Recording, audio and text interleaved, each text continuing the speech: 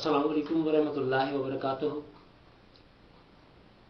آج پاکستان کی تاریخ کا بڑا عجیب و غریب دن، بہت ساری توقعات، بہت ساری خواہشات آج دم توڑ گئی۔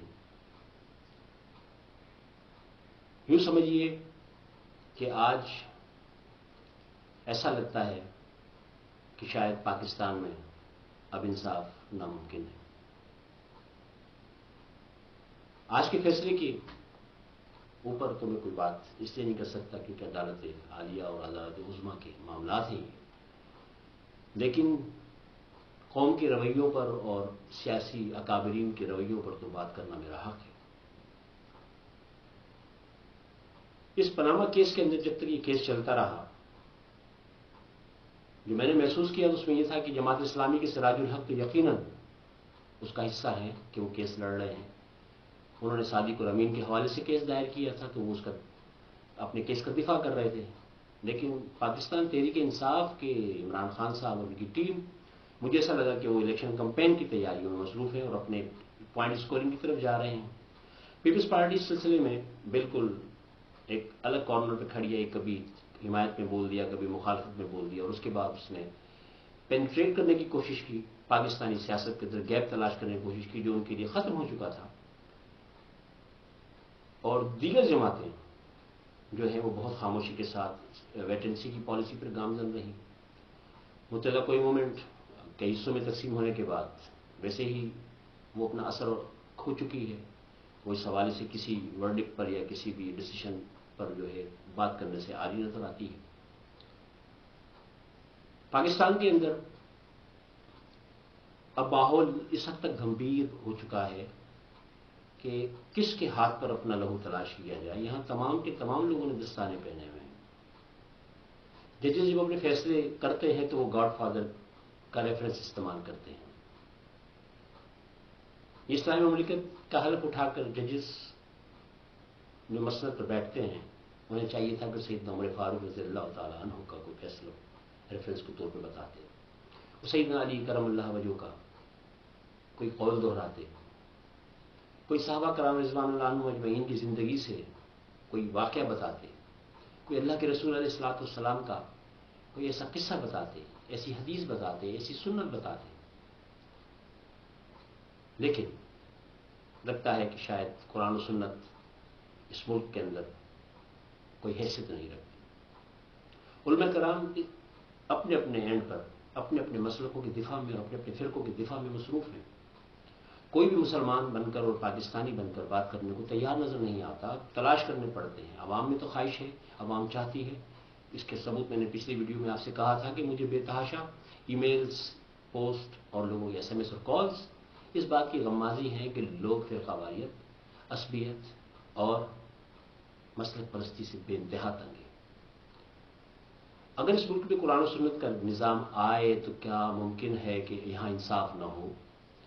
کیسے ہو سکتا ہے کہ ایک جاگیردار جو ہے وہ اپنے ظالم بیٹے کو، قاتل بیٹے کو اپنے اثر و سوخ سے چھڑا کر لے جائے، اپنی سیاسی وابستگیوں سے چھڑا کر لے جائے؟ کیسے ممکن ہے کہ کسی کی بیٹی کی عزت کوئی وڈیرا، کوئی جاگیردار، کوئی سرمایہ دار لوٹے اور وہ سزا نہ پائے؟ اللہ کے رسول علیہ الصلوۃ والسلام تو فرماتے ہیں کہ بیٹی کسی کی بھی ہو، بیٹی تو بیٹی ہوتی ہے، لیکن حکمرانوں کی شاید بیٹیاں نہیں ہیں۔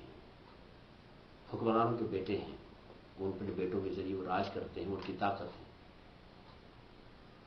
اسلام نے جس طریقے سے انصاف کا درس دیا ہے، انصاف کیوں ہے کی ہے ہماری معاشرے کے اندر، اگر ہم نے سروائیو کرنا ہے تو اب انصاف کا حصول اتنا گمبھیر ہو گیا ہے کہ اب ہم بحثیت قوم سروائیو نہیں کر سکتے شاید۔ اب ہماری تباہی میں کوئی چیز باقی نہیں رہ گئی۔ ہر شخص پیسے کی دوڑ میں بے تحاشا بھاگے چلا جا رہا ہے۔ 20 سال والا ہے اس کا بھی یہ حال ہے، 60 سال والا ہے اس کا بھی یہ حال ہے، 80 سال والا ہے اس کا بھی یہ حال ہے۔ بائی پاس ہو چکے ہیں، انجیو پلاسٹک میں 2 اسٹرٹس ڈلے ہوئے ہیں، لیکن پیسہ کمانا ہے، ایم این اے بننا ہے، وزیر بننا ہے، جاہ و جلال، فرعونیت، دبدبہ، روب، یہ ساری کی ساری چیزیں اب ہماری ریکوائرمنٹس ہیں۔ لیکن آج پاناما پیپرز پہ تو اتنی بات ہو رہی ہے، تو دوستو کچھ پیپرز آپ کی بھی تو روزانہ کی بنیاد پر یہ کرام الکاتبین جمع تو کر رہے ہیں. کیا ان پیپرز کے بارے میں آپ سے پوچھ گچھ نہیں ہوگی؟ کیا آپ نے ان پیپرز کے بارے میں اپنا دفاع کرنے کی تیاری کر رکھی ہے؟ اگر کر رکھی ہے تو آپ ان خوش نصیبوں میں سے ہیں. یقیناً تیاری وہی کریں گے جو قرآن و سنت پر ہوں گے، جو اللہ کے آگے جھکتے ہوں گے، جو صوم و صلات کا پابند ہوں گے، جو اللہ کے دیے گئے رزق میں سے اس کی مخلوق پر اس کے راستے میں خرچ کرتے ہوں گے. اسلام ایک ایسا سسٹم کا حامل دین ہے جس میں زکوٰۃ لینے والے زکوٰۃ دینے والے بن جاتے ہیں، جس میں قرض لینے والے نہ صرف اپنا قرض ادا کرتے ہیں بلکہ قرض حسنہ دینے والے بن جاتے ہیں. اپنی زندگی میں قرآن کو لائیے، اپنی زندگی میں سنت کو لائیے، اپنی زندگی میں دین کو لائیے. اپنی زندگیوں میں اگر سکون چاہتے ہیں، اگر آپ جہاں بھی اور آخرت میں بھی کامیابی چاہتے ہیں تو اپنی زندگی میں دین لے کر آئیے. اگر آپ دین سے دور رہیں گے تو وہی کچھ ہوگا جو اب پاکستان میں ہو رہا ہے. ادارے بے لگام گھوڑے کی طرح اس ملک میں کام کر رہے ہیں کہ الیکٹرک جتنا چاہتا ہے بل بھیج دیتا ہے. غریب کے گھر پہ 2-2 لاکھ روپے کا بل آ جاتا ہے. جب وہ جاتا ہے تو اسے کہتے ہیں فی الحال آپ یہ تو بھر دیجیے، اس کے بعد ہم دیکھیں گے، قسطیں کر دیں گے، یہ کر دیں گے، وہ کر دیں گے. لوگ کھانے کو ترستے ہیں لیکن بجلی اور گیس کے بلز نے ان کی کمر توڑ رکھی ہے. داخلوں کا سلسلہ جاری ہے، اسکولوں کی فیس اور ان کی کتابیں ان افورڈیبل ہیں، لیکن قرض لے کر ادھار لے کر ماں باپ پورا کر رہے ہیں کہ بچوں کو پڑھانا ہے. اگر اتنی ہی کوشش آخرت کے حوالے سے کی جائے تو یہ دنیا بھی سنور جائے گی. شاید لوگوں کو اللہ پر یقین نہیں ہے، اس کے وعدے پر یقین نہیں ہے. جو 10 دنیا اور 70 آخرت دینے کا وعدہ کرتا ہے اس رب پر یقین نہیں ہے. پتہ نہیں کیوں نہیں ہے، کس لیے نہیں ہے، کیا وجہ ہے. باتیں کرتے ہیں تو جی ہم الحمدللہ مسلمان ہیں، لیکن جب میں کسی سے بات کرتا ہوں تو مجھ سے ضرور پوچھتے ہیں کہ آغا صاحب آپ کا مسلک کون سا ہے، آپ کس فرقے سے تعلق رکھتے ہیں. جب میں کہتا ہوں کہ میں مسلمان ہوں، میرا کوئی مسلک نہیں، میرا کوئی فرقہ نہیں، پھر بھی کچھ تو ہوگا، کوئی تو تعلق ہوگا. میں کہتا ہوں میرا کوئی تعلق نہیں، میرا وہی مسلک ہے، میرا وہی دین ہے جس پر سیدنا ابوبکر صدیق، جس پر سیدنا عمر فاروق، جس پر سیدنا عثمان غنی، جس پر سید علی کرم اللہ وجہہ قائم تھے. میں بھی اسی پر قائم ہوں. میرا مسلک وہی ہے جو صحابہ کرام رضوان اللہ عنہم اجمعین کا تھا. میں اپنا وہ نام کیوں رکھوں جو میرے رب نے میرا نام ہے. میں جس کی ملکیت اس نے میرا نام مسلم رکھا ہے، میں مسلمان ہی رہوں گا. میرے والد نے اگر میرا نام سراج رکھا ہے اور کوئی مجھے عبد القدوس کے نام سے پکارے گا تو میں اسے مڑ کر نہیں دیکھوں گا. اسی طرح جنہوں نے اپنے نام دیوبندی، بریلوی، مالکی، شافعی، حنبلی، شیعہ، سنی اور اہل حدیث رکھا ہے، وہ ذرا سوچیں کہ کیا یہ نام ان کے رب کی طرف سے رکھا گیا ہے، کیا یہ ان کے مالک کی طرف سے ان کا نام تجویز کیا گیا ہے. تو یقیناً وہ یہ جواب کہیں نہیں ڈھونڈ پائیں گے. یہ جواب انہیں کہیں نہیں ملے گا. ان کو ایک ہی جواب ملے گا کہ تم سے پہلے بھی لوگ مسلم تھے اور تمہارے بعد بھی لوگ مسلم ہی ہوں گے. تمہیں بھی اللہ نے مسلم ہی پیدا کیا ہے، لیکن تم لوگوں نے ایسی ایسی چیزوں کو اپنا لیا ہے. انسانوں کی لکھی ہوئی کتابوں کی اتباع آپ نے شروع کر دی ہے. آپ اپنے اکابرین کی کتابوں کو پڑھتے ہیں، آپ اللہ کی کتاب کو نہیں پڑھتے. یہ وہ ساری باتیں ہیں جنہوں نے آج آپ اس مقام پہ لا کے کھڑا کیا ہے کہ آپ ایک دوسرے سے دست و گربا ہونا پسند کرتے ہیں، لیکن جو آپ پر زیادتی کرتا ہے آپ اس کا گریبان پر ہاتھ بڑھاتے ہوئے بھی نہیں سوچتے کہ بڑھائیں یا نہیں بڑھائیں. یہ سوچ آپ سے لے لی گئی ہے. یہ شاید اللہ کا ایک عذاب ہو، اللہ کے عذاب کی ایک شکل ہو. میں چاہتا ہوں کہ میری طرح آپ بھی اللہ کے رسول گڑ گڑا کر دعا مانگیں، توبہ کریں، رجوع کریں کہ وہ اللہ جس کی طرف ہم سب نے لوٹ کے جانا ہے وہ ہمیں معاف کر دے، وہ ہمارے حال پر رحم کر دے، اور پاکستان پر، خاص طور پر پاکستان کی عوام پر اپنا فضل فرما دے. مالک کائنات یہ قوم جس گہرائی میں اترتی چلی جا رہی ہے، مالک کائنات تو اس قوم کو گڑھے سے نکال.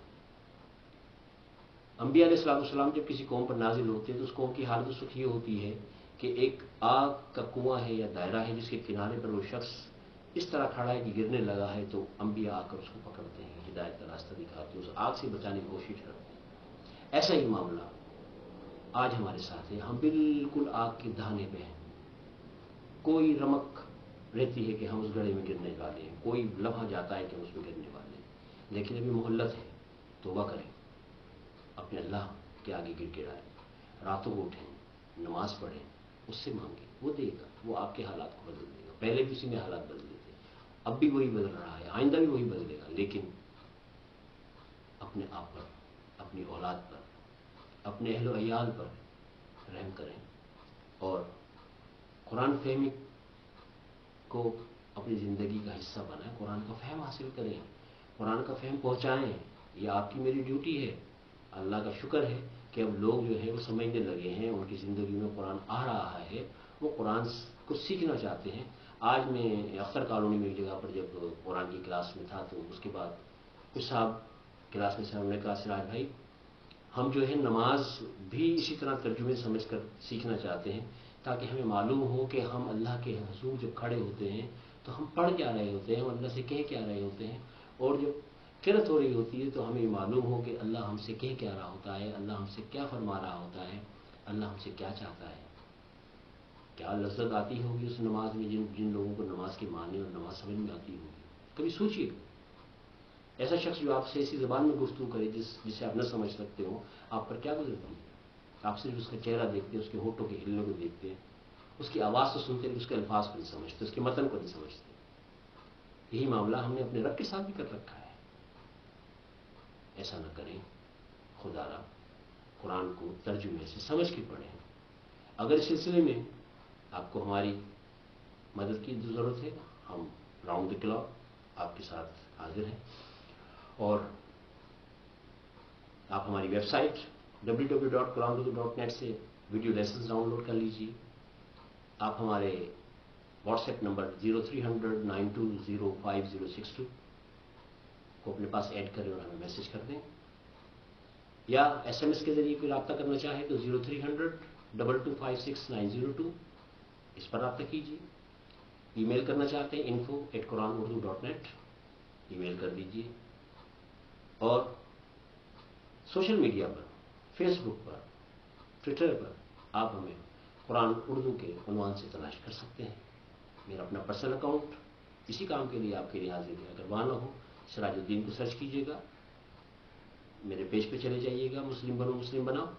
انشاءاللہ ہم آپ کے ساتھ راؤنڈ دی کلاک معاونت، آپ کی خدمت اور آپ کے لیے جو ممکن ہو، قرآن پاک کے تراجم، قرآن پاک کی ویڈیوز، CDs، یہ ساری کی ساری چیزیں جتنا ہم سے ہو سکے گا انشاءاللہ ہم آپ کو پرووائڈ کریں گے. آپ اس تحریک کا حصہ بنیں. تحریک سے مراد ہمارا ایک نعرہ ہے، یہ بس نعرہ ہے، یہ سلوگن ہے. اس میں کوئی لوگوں کو جمع کر کے کوئی جماعت بنانے کا تصور نہیں ہے، بلکہ ان مسلمانوں میں موجود ان لوگوں کو ایک پلیٹ فارم دینا ہے کہ جو قرآن و سنت کو زندگیوں میں نافذ کرنا چاہتے ہیں. اپنا بہت سارا خیال رکھیے گا، مایوس مت ہوئیے گا. مایوسی کفر ہے. اللہ سے اچھی امید رکھیں، اللہ سے اچھا گمان رکھیں، اللہ تعالیٰ اچھا معاملہ فرمائیں گے. مسلم بنو، مسلم بناؤ کہ اس جذبے کے ساتھ اپنے بھائی، اپنے دوست آغا سراج کو اجازت دیجیے گا. اللہ نگہبان.